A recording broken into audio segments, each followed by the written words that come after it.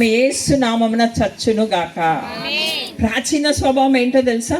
మొదటిది మనకు గర్వం. ఏంటండి? నేను, నేను అనే గర్వం, నాకుంది అనే గర్వం, అసూయ అనే గర్వం, స్వార్థం అనే ఇవన్నీ కూడా మనలో క్రైస్తవులుగా చెప్పుకుంటా ఉన్నాం. కానీ ఇవి చావని ఎడల ఎలా ఉంటామంట మనము? చెప్పండి. ఒంటిగానే ఉండిపోతాం. కొంతమందికి సహవాసం కూడా నచ్చదు కదా. కొంతమందికి సంఘంలో అందరూ నచ్చరు, కొంతమంది నచ్చిన వాళ్ళతోనే ఉంటారు. కానీ ప్రభు అంటున్నాడు, ఈరోజు నాకు ప్రభువా ప్రభువా ప్రభువా అని పిలుస్తూ ఉంటాము. ప్రభువు నాకు తెలుసు, కానీ ప్రభువుతో నీకు కనెక్షన్, నీకు సహవాసము లేకపోతే నువ్వు ఒంటిగానే ఉండిపోతావు. ప్రభువుతో సహవాసం ఉంటే నువ్వు ఫలిస్తావు, అభివృద్ధి చెందుతావు.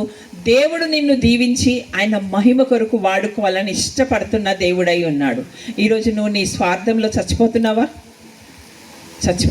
లేదా? మనుషులకు స్వార్థం ఎక్కువైందండి, ప్రేమ తగ్గిపోయిందండి. ప్రేమలో కూడా నిస్వార్థమైన ప్రేమ లేదు ఎవరికి. స్వార్థపూరితమైన ప్రేమలే ఉన్నాయా లేవా? గర్వం కదా, నేను అనే గర్వం మనలో చాలా వచ్చేసింది. తర్వాత నా కుటుంబం, ఓన్లీ మై ఫ్యామిలీ, వేరే ఫ్యామిలీ కాదు, ఓన్లీ మై ఫ్యామిలీ అనే తలంపుల్లో ఉంటా ఉన్నాం కదా.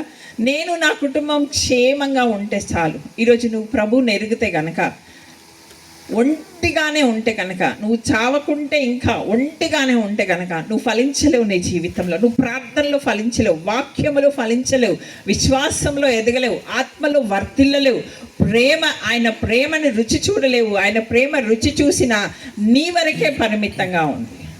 ఆయన ప్రేమను ఎరిగిన వాడవైతే ఆయన ప్రేమను ప్రచురము చేయకుండా ఉండలేవు. మేము రోజుకొక ఊరు తిరుగుతూ ఉన్నాం. రోజుకు ఆయనను గురించి చెబుతూ అందరికీ తరపీదునిస్తూ అనేక సభలు ఏర్పాటు చేసినప్పుడు అక్కడ వాక్య పరిచయం చేస్తూ ముందుకెళ్తున్నాం. కానీ మేము అలసిపోయినట్టు కనిపిస్తున్నామా? చెప్పండి. క్రైస్తవులుగా రక్షింపబడిన నీవు ఒంటిగా ఉంటే, నువ్వు చావకుండిన ఎడల నువ్వు ఒంటిగానే ఉండిపోతావు. నువ్వు చచ్చిన ఎడల, నీలో ఉన్న అన్నీ కూడా చచ్చిన ఎడల నువ్వు బహుగా ఫలిస్తావు. దానికి ఉపమానంగా చూసాం. ఒకసారి యేసుక్రీస్తు వారు ఎలా ఉన్నారో ఒకసారి చూసాం. మనం పరిశుద్ధ లేఖనాల నుండే చూసాం. అక్కడ యేసుక్రీస్తు అంటున్న ఒక మాట చూసామండి. ఫిలిప్పీలకు రాసిన పత్రిక 2వ అధ్యాయము 8వ వచనం.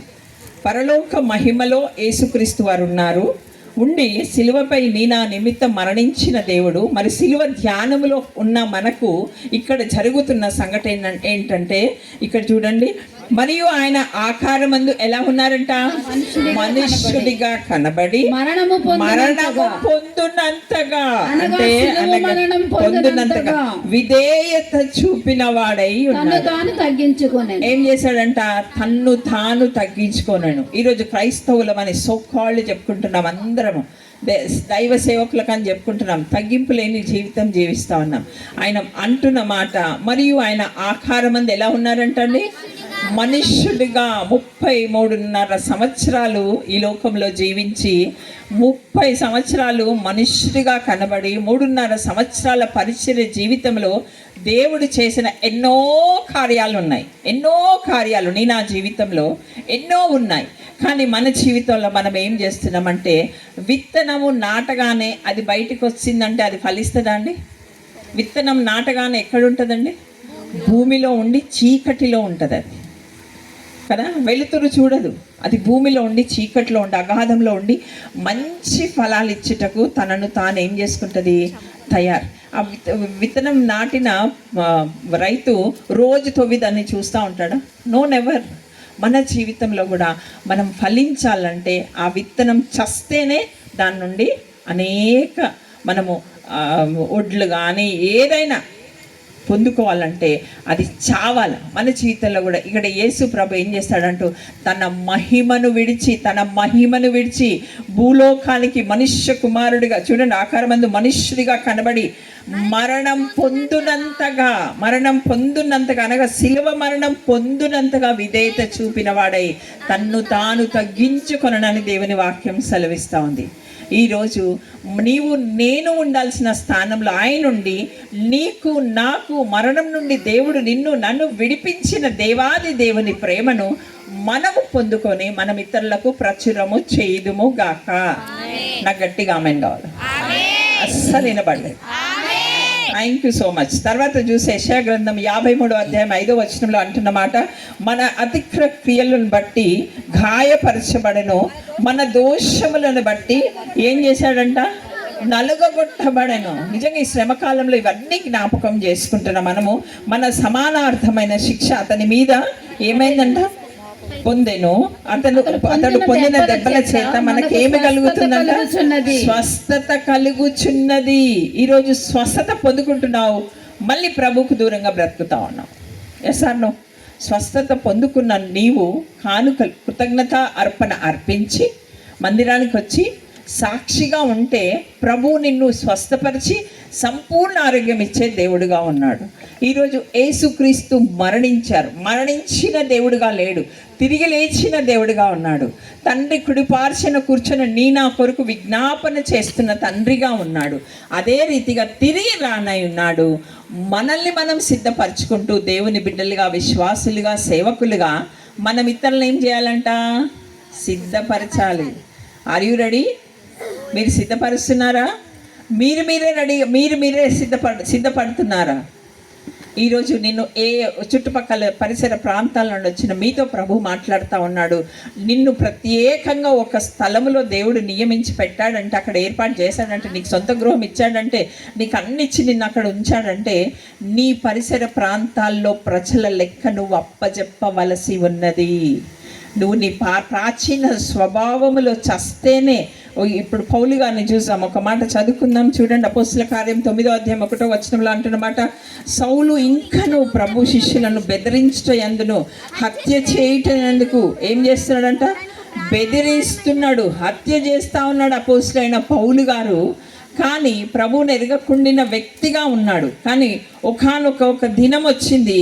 ఆ దినం ఏం చేశాడండి, ప్రభుతో ఎన్కౌంటర్. సౌలా నన్ను ఏలా హింసిస్తున్నావంటే, ప్రభువా అంటూ తను ఏం చేశాడండి, ఎంత మంచి జీవితం కలిగి తిరిగి ప్రభువుని ఎరిగి ప్రభువును హృదయంలో చేర్చుకొని పౌలుగా మార్చబడ్డ వ్యక్తిగా ఉండి ఈరోజు ఆయన ఎన్ని పత్రికలు రాశారండి పౌలు గారు? ఎన్నండి? 13 14 కరెక్ట్గా చెప్దాం. 14 పత్రికలు. అందులో ఫిలిప్పీలకు రాసిన పత్రిక అంటే నాకు చాలా ఇష్టం. ఎన్ని అధ్యాయాలు ఉంటాయి దాంట్లో? 4, 5, 6 కదా. అందులో ఒక్క వచనం ఫిలిప్పి 4:4 ఎల్లప్పుడూ ఏంటంట, ప్రభువునందు ఆనందించిరి, మరలా చెప్పుదును ఆనందించిరి. దేవుడు ఒకసారి చెప్తే వినమని చెప్పి మరలా చెప్పుదును. అది చెరసాలలో ఉండి రాయుట. అబ్బా ఎంత ఆనందం అంటే, ఆ చెరసాలలో కూడా ప్రభు సన్నిధిని అనుభవిస్తూ రాస్తా ఉన్నాడు. తన ప్రాచీన స్వభావం అంతా వదిలాడా అపోస్తలుడైన పౌలు గారు? లేదా ప్రాచీన స్వభావాన్ని క్యారీ చేస్తూ వచ్చాడా? అన్నిటిని వదిలేశాడండి. చూడండి ఇక్కడ అంటున్నమాట, ఇంకను ప్రభు యొక్క శిష్యులను బెదిరిస్తా హత్య చేయటందును అతను ఏమై ఉన్నాడంట, తనకు ప్రాణాధారమైనట్టు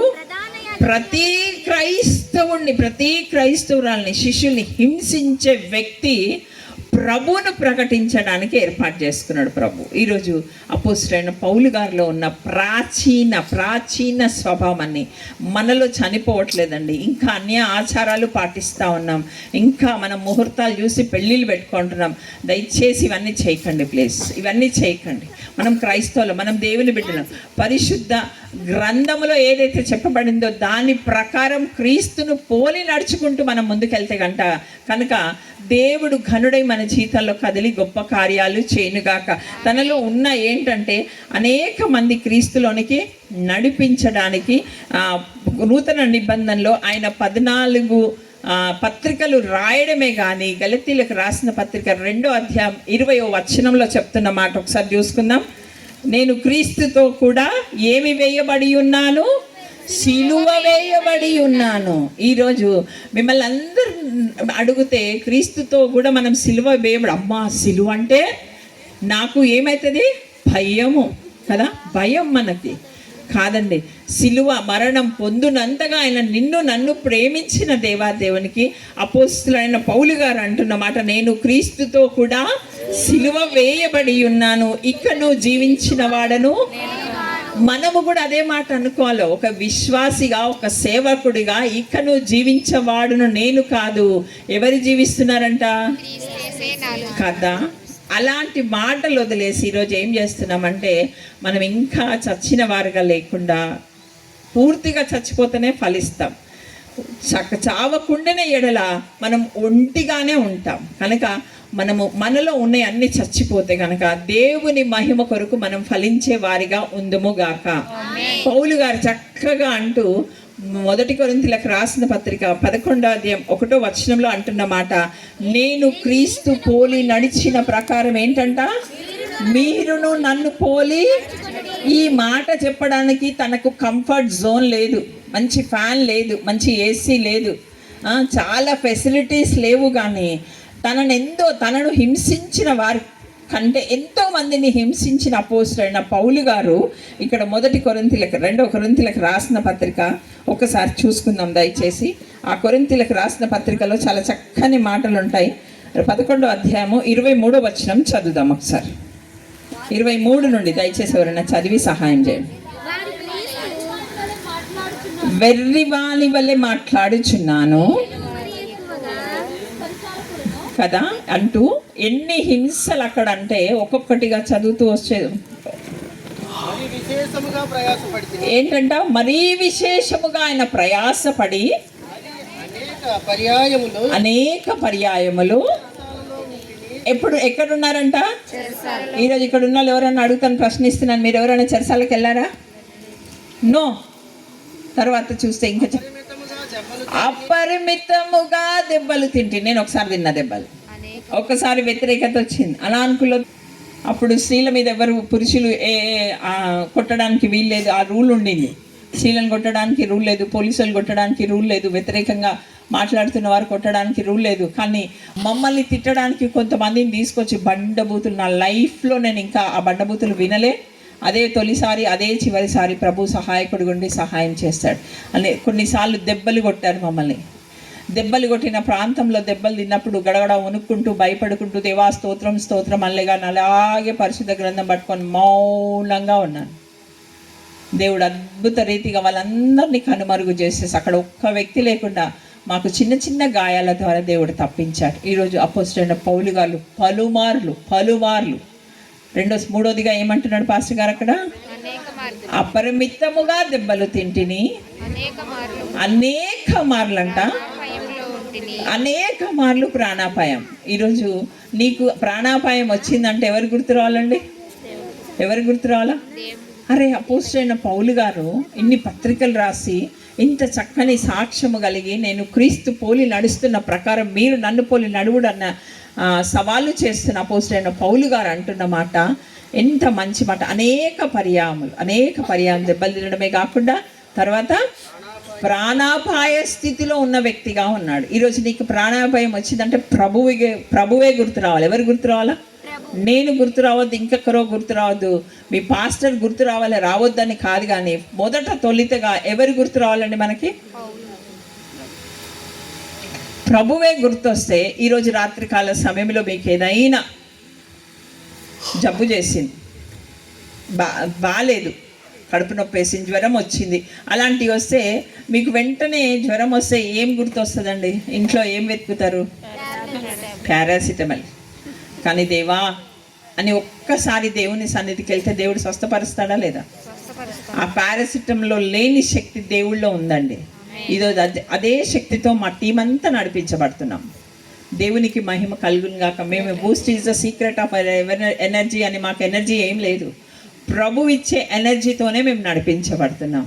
ఈరోజు అనేక పర్యాయాలు, ఇంకా కింది భాగంలో చూస్తే చాలా విషయాలు అపోస్తలుడైన పౌలు గారు ఎన్నో శ్రమలు, ఎన్నో నిందలు, ఎన్నో అవమానాలు, ఎన్నో పలుమార్లు తనకు ప్రాణాపాయ స్థితి నుండి ప్రభు తప్పించాడు. ఈరోజు నీవు నేను కూడా మన విత్తనము భూమిలో మనము నాటిన విత్తనం భూమిలో వేసిన తర్వాత అది చావకుండిన ఎడల మనం ఒంటిగానే అది ఎలా ఉంటుందో మనము కూడా సహవాసంలో, సంఘ సహవాసంలో లేనంత కాలం, స్త్రీల కూడిక సహవాసంలో లేనంత కాలం, యూత్ మినిస్ట్రీలో సహవాసం లేనంత కాలం, సండే స్కూల్ మినిస్ట్రీలో సహవాసం లేనంత కాలం, మన కుటుంబంలో ఇవన్నీ ఉన్న పిల్లలకి, చిన్నపిల్లలకు అవసరం, యవనస్తులకు అవసరం, స్త్రీలైన మనకు అవసరం, పురుషులైన వారికి పురుష కూడికలు ఏవి పెడతారో అవసరం. ఆ సహవాసంలో ఉంటేనే మనం ఫలిస్తాం. ఒకవేళ ఒంటిగానే ఉండిపోతే నీకెవ్వరు ప్రపంచంలో ఫ్రెండ్స్ ఉండరు. నీవు ఏడుస్తున్నా కూడా అయ్యో అని ఒక్కడనే నేను అని నువ్వు ఏడ్చే కాలంలో నిన్ను ఆదరించి ధైర్యపరిచే వాళ్ళు ఎవ్వరు ఉండరు. కనుక సహవాసములో ఉండి ఎదుగుదుముగాక, ఆయనతో సహవాసము చేయుదుముగాక. అపోస్తలుడైన పౌలు గారు ఎవరితో సహవాసం చేయలేదండి, ప్రభువుతోనే ఏం చేశాడు? మంచి కనెక్షన్ ప్రభువుతో. ఈరోజు నీవు నేను ఎవరితో సహవాసం చేస్తున్నాం? నాకు ప్రభువు తెలుసు కాదు, నేను కూడా అంటాను, నాకు కూడా మోడీ గారు తెలుసు, కానీ మోడీ గారితో సహవాసం నాకుందా? లేదు. కానీ మన ప్రభువుతో మనకు యాక్సెస్ చాలా ఈజీగా ఉంది. ఏంటో తెలుసా? ప్రభువుతో సహవాసం కలిగి ఉండడం కదా. ఈరోజు మనమందరం కూడా ప్రభువుతో పౌలు గారు ఎలా సహవాసం కలిగి ఉన్నారో, ఎలా ప్రార్థనలో ఎదుగుతున్నారో, ఎలా సువార్త పరిచర్య చేశారో, ఎలా సంఘ స్థాపన జరిగించారో, ఎలా ఆయన ప్రభు కొరకు వాడబడ్డాడో, మీరందరూ సిద్ధంగా ఉన్నారా? ప్రభు పరిచర్య కొరకు వాడబడ్డానికి సిద్ధంగా ఉన్నారా? వస్తాయి శ్రమలు, డోంట్ కేర్. వస్తాయి బాధలు, డోంట్ కేర్. వ్యతిరేకతలు వస్తాయి, డోంట్ కేర్. వీటన్నిటికంటే గొప్ప దేవుడిని మనం కలిగి ఉన్నాం. ఆ దేవుడు విడిపించుటకు సామర్థ్యత గల దేవుడుగా ఉన్నాడు. ఈరోజు మన కుటుంబంలో అసమాధాన పరిస్థితులు, ఈ సిలువ ధ్యానాలు అనగానే ఈ 40 రోజులు పరిశుద్ధంగా బ్రతికి ప్రార్థనకు వచ్చి ప్రార్థన చేస్తే అన్నీ సరిగావు, కానీ కొన్ని సరి అవుతాయి, ఇంకా కొన్ని ఉంటాయి.